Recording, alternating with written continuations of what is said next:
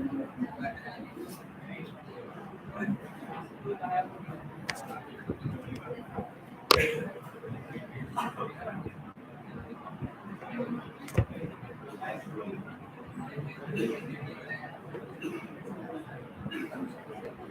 we will start with the concept of types of computers. So here we are going to learn, we will classify our computers based on their principle of operation or on their configuration. That means if you have the computer system, so we can differentiate computers on the basis of principle of operation as well as based on their configuration. If you talk about the configuration, configuration means the size of a computer, speed of doing the computational activity, as well as their storage capacity. So again I can repeat, if you talk about, if you differentiate the computers on the basis of configuration, configuration means three things: their size, what is the size of a computer, what is their processing power, and what is their storage capacity, right? And now we are going to talk about the types of computers which are based on the principle of operations. So on the principle of operations, we are having three different kind of computers. So we can classify our computers in three different parts. One is analog computer, another is digital computer, and another one is hybrid computer. So one by one we will cover all. So analog computer is a computing device that works on continuous range of values. As a input, it takes range of continuous values. The result given by the analog computers will only be approximate since they deal with quantities that vary continuously. It generally deals with the physical variables such as voltage. If you measure the voltage of anything, so always voltage are being fluctuated and we can measure it through the voltmeter. If you have noticed your voltmeter, always the voltage are being fluctuated. Clear? So with after combining the range of value, we can decide what was the volt. As well as we can measure the pressure. Clear? We can measure the pressure also. For measuring the pressure, again the pressure values are also being changed time to time. As well as we can measure the temperature, we can measure the speed of any vehicle. So all these kind of things we are getting it as a set of values or series of value, and in order to measure this kind of series of values, we require analog computers. Now I can give you the best example of analog computers. If you must have visited hospital, in the hospital, if you visit to the ICU, inside the ICU, you must have noticed the patient is lying down on the bed, and lots of other equipments are implanted in the patient body, and there is a small kind of computer, there small kind of monitor is being placed on the monitor.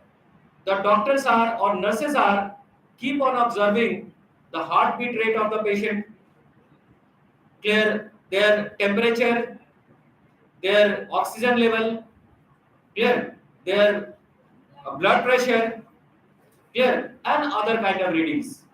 And you must have noticed those readings were like, sometimes the reading was like of sine wave, clear. Sometime it was a sine wave, sometime it was a kind of a number, it was having of different type.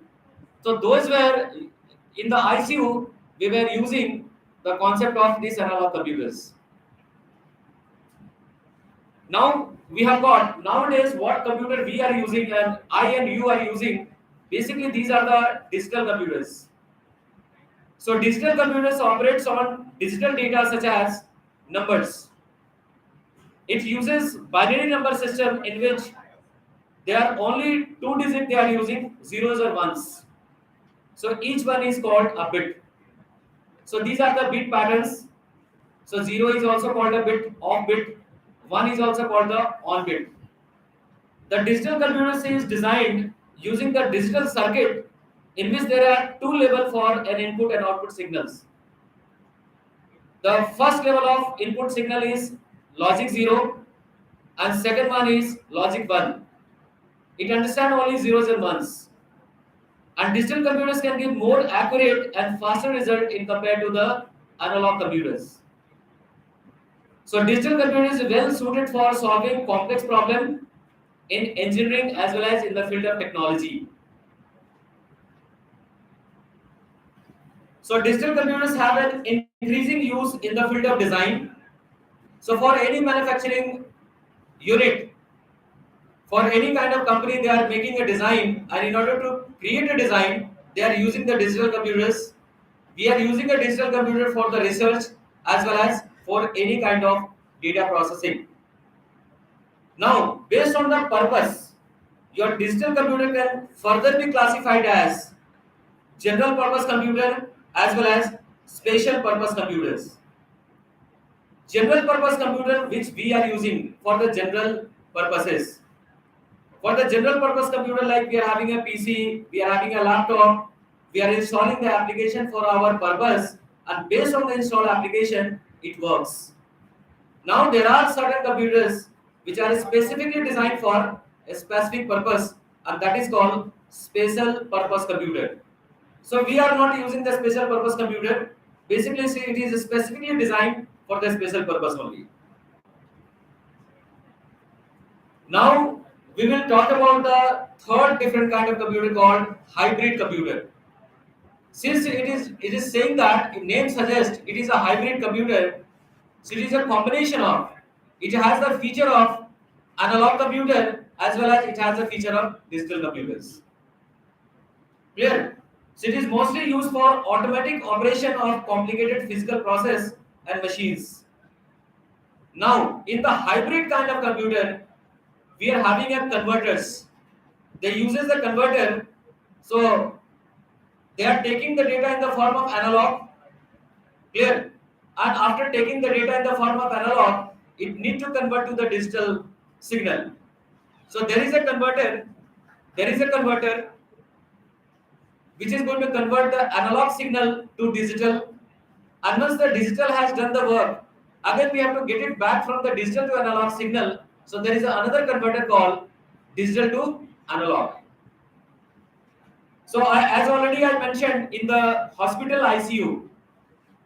Hospital ICU में हम लोग जो discuss किए बात किए, उसमें patient के साथ क्या होता है कि पेशेंट के बॉडी में बहुत सारे पार्ट्स, बहुत सारे मेडिकल इक्विपमेंट्स लगे हुए होते हैं जो उसके बॉडी के सारे रीडिंग को रीड करता है, डिजिटल फॉर्म में रीड कर, एनालॉग फॉर्म में रीड करता है, और एनालॉग फॉर्म में रीड करने के बाद एनालॉग डेटा लेकर के एनालॉग टू डिजिटल कन्वर्टर के मदद से उसको डिजिटल में कन्वर्ट करता है और डिजिटल कंपोनेंट को प्रोवाइड करता है। और डिजिटल कंपोनेंट क्या करता है ना कि डेटा को, जो एनालॉग डेटा था उसको डिजिटल फॉर्म में कन्वर्ट होने के बाद डेटा को एनालिसिस करता है, और एनालिसिस करने के बाद अगर वो फाइंड आउट करता है कि कोई रॉन्ग सिग्नल है ह्यूमन बॉडी में, तो उसको वो रिपोर्ट करता है यूजर, मतलब मेडिकल सिस्टम को, डॉक्टर्स को। Now we are going to discuss about the types of computers based on their configuration. So already we talked about the different type of computers based on their operations. Now we are going to talk about the different kind of computers based on their configuration. So there are 4 different type of computers. When we classify them based on their performance and their capacity, so there are 4 different type of computers like supercomputer, mainframe computers, mini computers, and microcomputers. Now, first of all, we will talk about the supercomputer. Whenever we talk about the supercomputer, yeah, any question? Embedded computer. Yeah, embedded computer is there, which is used in another kind of device. So other device is having a capability of computers. So that is called the embedded computers. So these computers can process billion of instructions per second. Please concentrate here. Right now we are talking about the supercomputers. So if you talk about the supercomputers, it is having a huge performance. We can say that these computers can process billion of instructions per second. So they are best in terms of processing capacity, and it is also most expensive one. So me and you will not buy this kind of supercomputers because it's very expensive and it is not of our use. We wanted to have the computer which is capable of doing the simple kind of work. So basically these supercomputers are used for application which are required intensive numerical computational work such as stock market analysis, weather forecasting. For these kind of purposes, these supercomputers are being used. Other uses of supercomputers are scientific simulations. So scientists are using this kind of supercomputer animated for the animated graphics, fluid dynamic calculations, nuclear energy research, electronic design, as well as in the analysis of geological data. Some of the traditional companies who has made these kind of supercomputers, and the name of few company name are C-Ray. These are the company name. C-Ray has made the supercomputer, IBM has made the supercomputer, as well as HP, Hewlett Packard has also made the supercomputer. So obviously this is the extremely fastest but very expensive. Next to that, we are having a mainframe computers. So mainframe computers can also process data at very high speed, but comparatively it is much slower and much cheaper than supercomputers. So hundred of million instructions per seconds and are getting processed by the help of the mainframe, and they are also quite expensive, but this is cheaper in compared to the supercomputers. Normally they are used as a high-end server in banking, in all different kind of banking purposes. Every banks are having their high-end server in their head office. So for the banking server, for the airline server, for the railway server, these kind of computers are being used. Next to that, we are having a mini computers. So mini computers are lower to mainframe computers in terms of speed as well as storage capacity. And obviously, since this is lower than your mainframe computers, so it is quite cheaper and it has a little slow speed. They are also less expensive than mainframe computers. Some of the feature of the mainframe will not be available inside your mini computers, but still this is also fastest one. So their performance will be less than of the mainframe. Now the last one is your microcomputers, what we are using.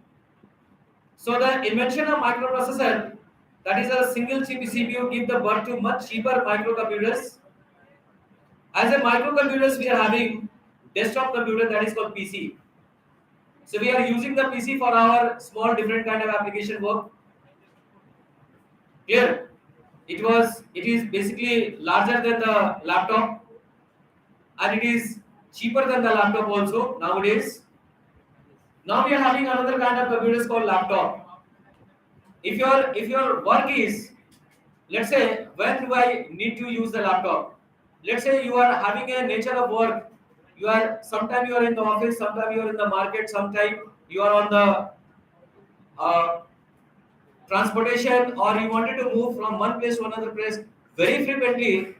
For that purpose, we are using the laptop computers, and laptop computers is being powered by batteries, right?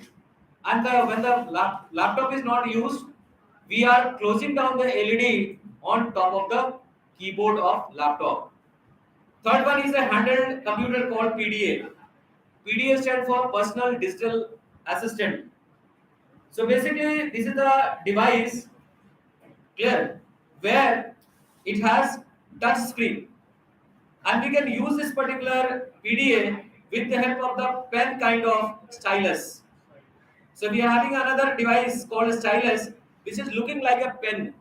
So using the pen, you can point and select the item available on PDA, or you can draw some graphic on the PDA. Here, personal digital assistant. This is the pic of your PDA. So it is also considered as a computer because it has, इसका use अभी भी होता है, yes you said rightly, इसका अभी भी use होता है, लेकिन इसका यूज बड़ा लिमिटेड है। जब से स्मार्टफोन आ गया ना, उसके बाद इस पीडीए को कोई नहीं पूछता है। तो ये पहले जब तक स्मार्टफोन नहीं था तो ये ज्यादा पॉपुलर था, और बेसिकली इसको हम लोग यूज करते थे अपने किसी भी कॉन्टैक्ट लिस्ट को ऐड करने के लिए, छोटे मोटे नोट्स को बनाने के लिए, अपना जो डेली रूटीन क्या क्या करना है उस तरह का चीज को ड्राफ्ट करने के लिए। जरूरत पड़ती थी हम लोग कभी कभार गेम प्ले कर लेते थे इसके साथ। क्लियर? सो बहुत तरह का फीचर अवेलेबल नहीं है। आज के दिन में आपका स्मार्टफोन जो है उसके पास इससे बहुत ज्यादा फीचर अवेलेबल है। That is why nowadays people are not preferring to buy this PDA. PDA को खरीदने के जगह पे हम लोग क्या करते हैं कि हम लोग स्मार्टफोन ही खरीद लेते हैं, थोड़ा सा पैसा ज्यादा लगाते हैं, स्मार्टफोन भी हो जाता है, जो स्मार्टफोन का भी काम करता है, छोटा मोटा कंप्यूटर का भी काम करता है, और ये पीडीए का भी काम करता है। I hope this is clear. Good. So we are going to wind up this session now.